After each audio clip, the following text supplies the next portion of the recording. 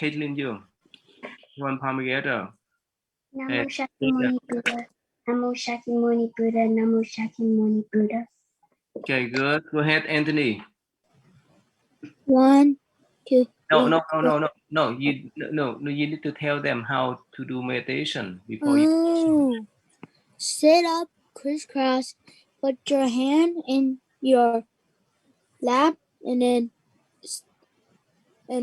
make your back straight and close your eyes and breathe in. Breathe out. That's 1. So breathe.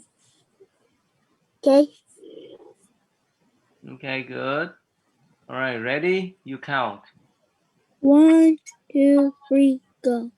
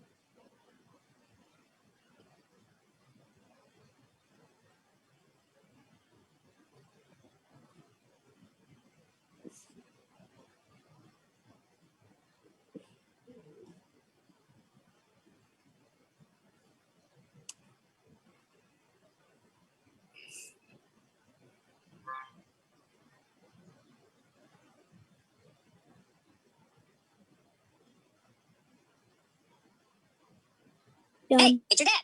Yeah, your dad. Okay, good. Ask him, Anthony. Anthony, ask him. Justin. 15. Ashley.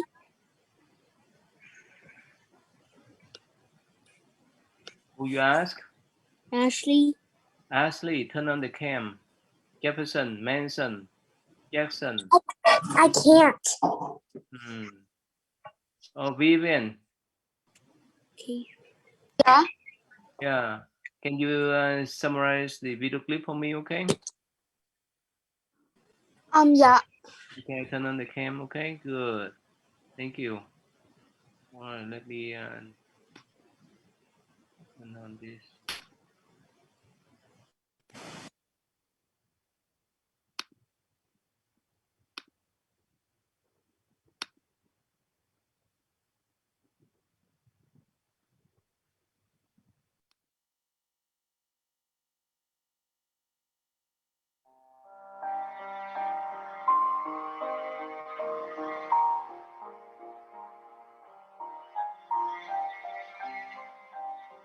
In the early years of Buddhism, the Buddha helped many people, thus spreading the popularity of Buddhism. Because of this, people abandoned their old religions to go follow the Buddha. Masters and leaders of other religions tried to win them back by declaring, "We are just as holy as the Buddha. Serving and making offerings to us will bring you equal rewards as if you gave them to the Buddha." However, the people did not respond as the religious leaders expected.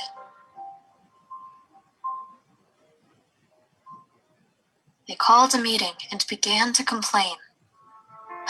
"The Buddha is taking all of our students. No one is making offerings or serving us. We must find a way to bring our students back. Are we not men of wisdom? Let us use wisdom to destroy Buddhism." A young man offered, "Why don't we use Chinsa Manawika to take down Buddhism? A beautiful woman is an ordained person's bane." At that time, there was a student of that religion named Chinsa Manawika. She was young, beautiful, and faithful. When she arrived at the meeting, she was not greeted as usual and noticed everyone was upset. She asked, "What is wrong with everyone? Why is everyone so upset?" "How can we not be upset? Do you not see how quiet it is here? Buddhism has destroyed us. How can you, as a student, not do whatever you can to protect us? Jinja Manawika thought for a moment and said, Fear not, I have a way to destroy Buddhism. And so, Jinja Manawika put her plan into motion. Every evening, as people were leaving the temple, Jinja Manawika would walk towards the temple entrance, causing many people to be confused. Why is a young, pretty girl going to the temple at night? They would ask her, Where are you going? And she would respond, None of your business. Every morning, as people were coming to the temple, Jinja Manawika would begin to walk away from the temple entrance, making people wonder, was she here all night? What was she doing at the temple all night? People would ask her, Where are you coming from so early? She would respond, None of your business. She did this every single day for a few months. Finally, she responded to their inquiries and said, You all come to see the Buddha every day. You seem to know him well. Do you all know who the jewel of his eye is? Do you know who pleases him more than others? The townsfolk responded, Who? Jinja Manawika then said, If you were smart, you'd figure it out. The Buddha is a man, a great man, but still a man. He has desires of the flesh and has restrained them for so long. It is only normal for him to engage in normal male-female activities. And with that, rumors spread like wildfire. All the foolish townsfolk began to gossip about how the Buddha had a mistress.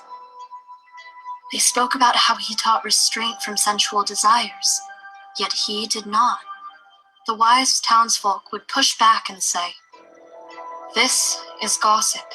This is hearsay. We should not simply believe the words floating on the wind.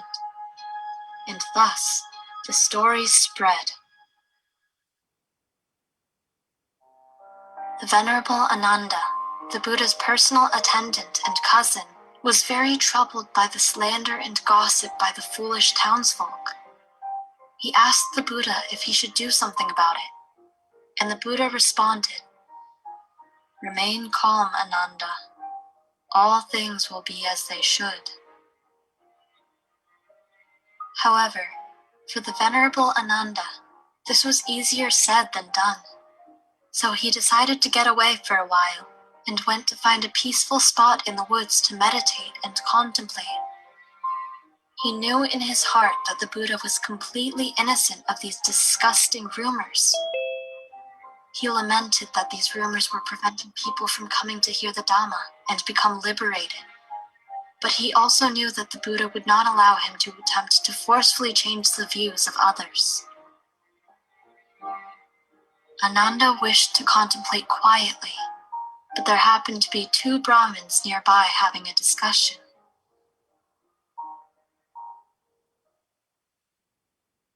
One Brahmin said, Did you hear about the Buddha's woman? I hear she spends every night with him. I don't want to believe it, but everyone knows it is true. The Venerable Ananda, listening from behind a tree, felt anguish and frustration begin to build within him.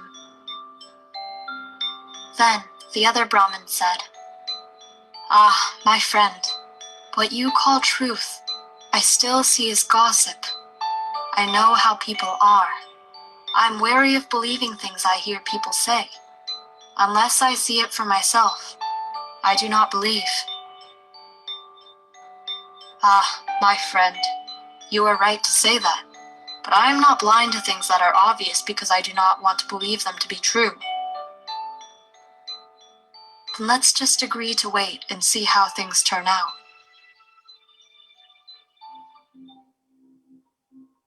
After the first 2 to 3 months, Jinja Manawika began stuffing pillows and other things under her shirt to imitate a growing belly. Every month after, she would increase its size. After 8 months, she began to hit her feet and hands to make them look swollen. One day, the Buddha was giving a Dhamma sermon at the monastery, and the people listening were delighted and following along.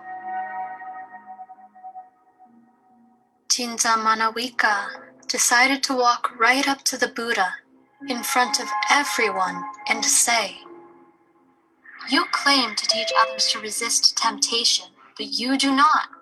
You do not take care of me like you should. You should tell your wealthy patrons to take care of me. You should protect and love me like a true lover would." The Buddha, sitting still and not flustered at all, said, "Jinja Manawika, there are only 2 people in the whole world who truly know the real truth, you and I."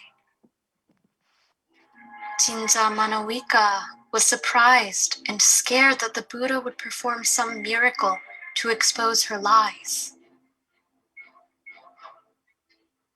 But after the initial shock, she decided to double down and said, "Of course, what we did behind closed doors, only you and I know the truth. Only you and I know that this is your baby."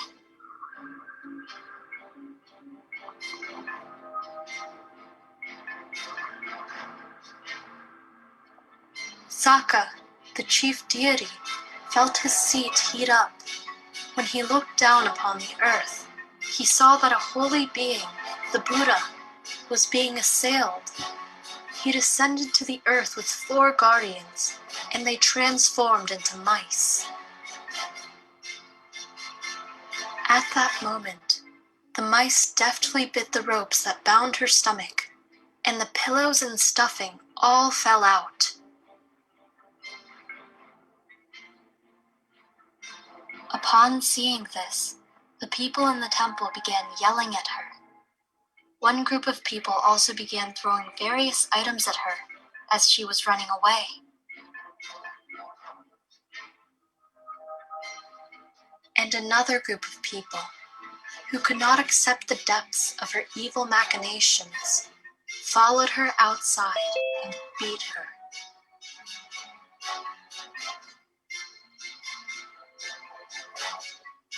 The earth itself could not bear the weight of the evil of her actions, and opened up and swallowed her whole. After her death, she was immediately reborn in the Awiti hell, the lowest possible hell realm. When the news of the Buddha's innocence and Jinja Manawika's failed plan spread, all the people who doubted and accused the Buddha of disgusting actions felt immense guilt. They flocked to beg for his forgiveness and listened to the Dhamma. Owing to this, the fame of Buddhism spread, and many people left their old religions to follow the Buddha. The evil religious leaders who prompted Jinja Manawika to try to take the Buddha down were faced with extreme hardships, since no one came to support or revere them. Their religions eventually disappeared from memory. Thus, they reaped the karma of their actions. Those trying to harm others that are innocent and blameless will be the ones to receive the brunt of their karmic actions. It is just like someone who throws a bag of feces into the air above their head. The feces will follow the course of nature and fall back down onto the person who threw it. It would have been better for them to have never thrown it at all. Oftentimes, when people try to hurt harm, or defame us. If we are truly innocent and blameless, their efforts might actually serve us. It is like someone throwing bat droppings into a rice field trying to harm the rice.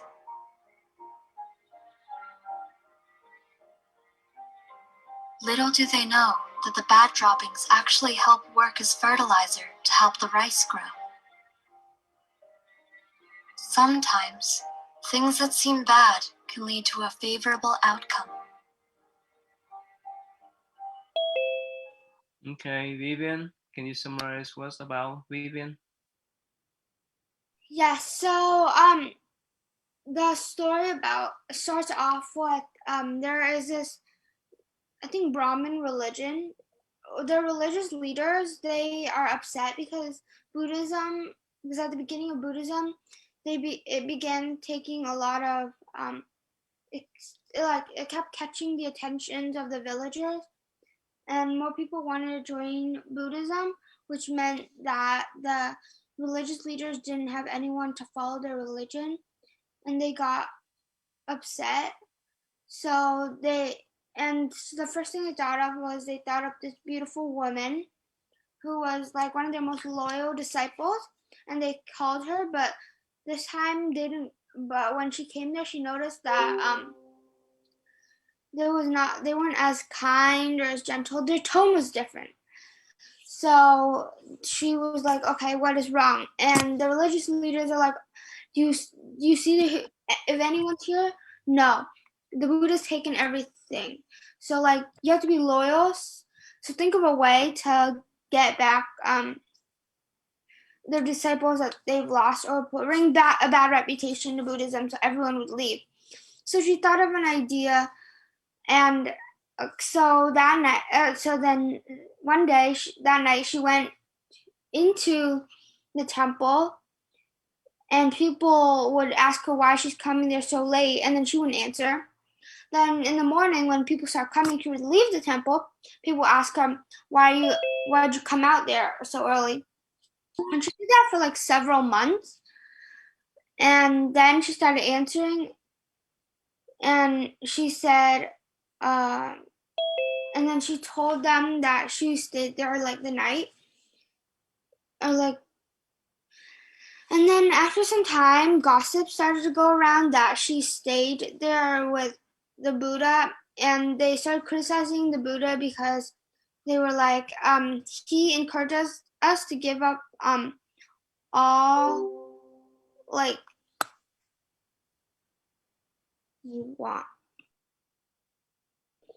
all materialistic things, yet he still does it. And so they start getting upset. And then after some time, he starts losing some followers, and his first attendant / cousin Ananda told the Buddha, look at all these like gossips that are traveling around. Do you want me to do something about it? And the Buddha was like, no. So Ananda decides to go into the forest to meditate when he overhears these Brahmins talking bad about the Buddha. And then one day when the Buddha was giving a Dharma speech, the woman comes into the Dharma hall and was like, how come you didn't take care of me? Because she was pretending that she was pregnant, and a deity saw this, so he took 3 more guardians down with him, and he broke off like the strap that was holding her belly, and it fell out, and everyone realized that it was not real. So she ran out of the hall as people chased her. Hey, what do you learn from this story? From this story, I learned that don't do bad deeds. And some of people's mistakes can play as like a benefit for us. If someone slander you, the thing that you you don't do. So how could you handle that? You could just ignore them. That's all. Ethan, if someone accused you to do something that you never do that, so how could you handle that, Ethan, though? Like they said in the story, like you should always remain calm, as like their actions will probably go against their own action. So like for example, if someone like throws bat poop into a rice field, it will actually become fertilizer for the soil, and the rice will actually grow faster. Okay. Yeah, how about you, Ken? What did you learn from this story, Ken? Turn on the cam, Ken. Ken, are you there? Oh, sorry. I'm doing homework right now. Okay. How about you? How about you, Caitlin Young? If someone accused you to do something but you never done that, so how could you handle? Caitlin Young. Caitlin, you understand? How could you handle that?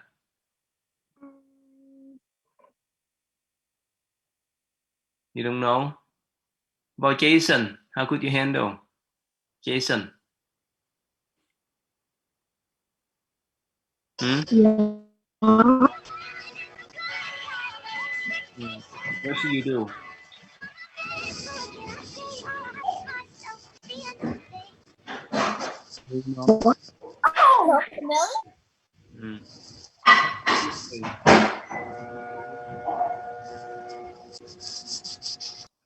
Okay.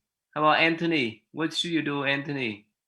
Let's say if someone accuse you to steal their cell phone, but you never do that. So how could you handle that, Anthony?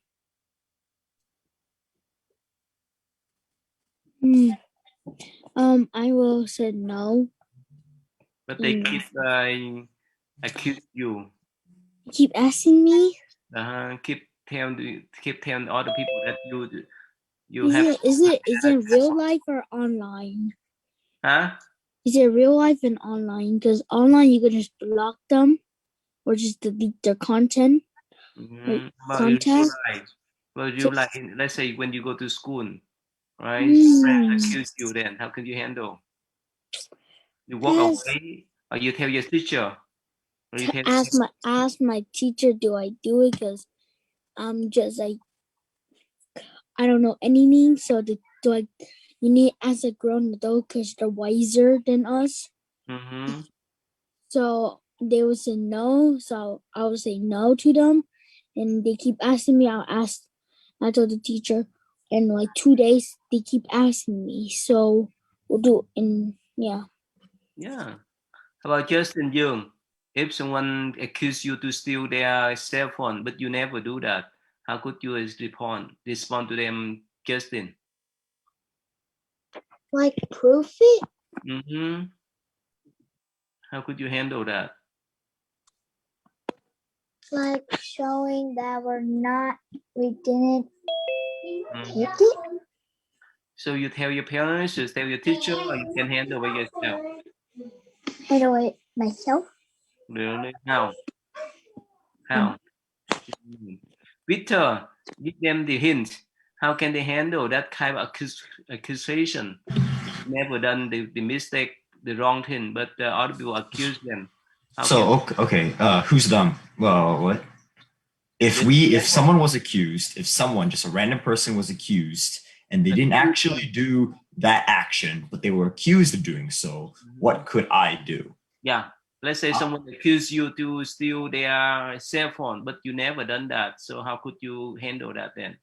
All right. Well, I can see a couple different ways, but I think one of the two most prominent ways is either start complaining about it or ignore it.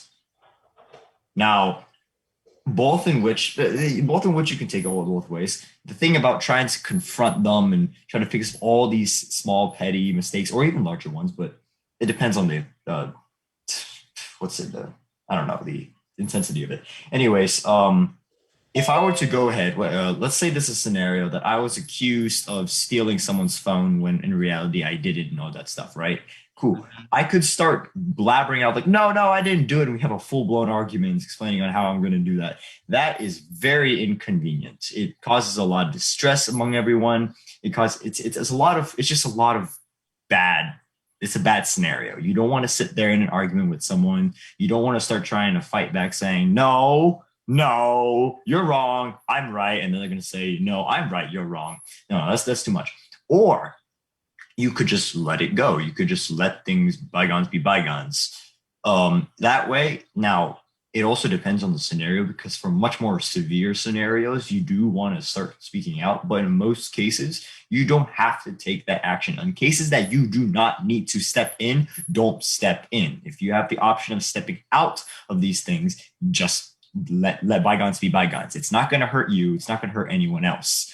And furthermore, you're not involving yourself in these situations, and thus you don't have to deal with them. It's much more easy. It's much more convenient. So make it short for them to understand. How could you solve in this simple way? Yeah, Victor, explain to them which way this can solve in a simple way so that you understand. I think I could just say this: how to stop literally every single situation ever. Don't elevate it. Whatever you do, don't continue to feed that fire by trying to fight in, argue back, all those negative aspects in what you have in a conversation. Don't do that, because if you do, everything gets worse. The better thing is to cool down and think rationally. Have everyone think rationally. If there is rumors going around and all sorts, well, you have to get everyone on the same. Everyone needs to understand why these rumors occur and the truth behind them. They can't just immediately go, oh, no, it was right, it was good. Everyone starts arguing. Everyone's angry. No, don't do that. Don't do that. Don't do that. So what's simple solution? So keep quiet, and what else?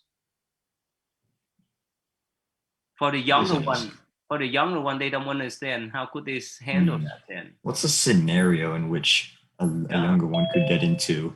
Let's say rumors. Yes. Let's say someone missed their cell phone. They put their cell phone on the desk, and they accused the student to take it. So how could they handle that then? It means it's simple so that they understand their age, with their level. What should they do? Do you need to explain to the teacher? Do you need to explain in front of other people? Do they need to prove they're innocent? In the case of whenever people are assuming things, whenever we're blaming people, when people are blaming people, only the person who's blamed and the person who's blaming them knows anything. Everyone else should be completely disinvolved. All I can really think of is both sides, both the person who blamed and the person who was accused. They have to think. They have to sit back and have that discussion and consider why am I being blamed? How'd you come up with that solution? And what can we do to fix that problem? That's what I can come up with. But do you need to stand in front of the class to explain they're innocent, or they need to go to the principal to tell them they are innocent? How? In a lot more smaller things like that, I don't know. It seems so unnecessary, but I guess for someone others of younger age, I guess it is much more easier to have someone who's more wiser or more authoritative in position, like a teacher or a principal. Yeah, they need that, right? They need their parents. They need involvement. It's better if you can do it yourself, but if you can't, get someone who knows more. Get a trusted adult, guardian, whatever, yada yada yada. Yeah. Understand, Anthony? Understand that? All right. So it's better what? It's better to tell, or it's better to solve it yourself, Anthony. Yeah. Guess what? Guess what? It's better to tell your parents, the teacher, principal, or it's better to argue by yourself. Okay. Okay, what? Which way? Argue yourself.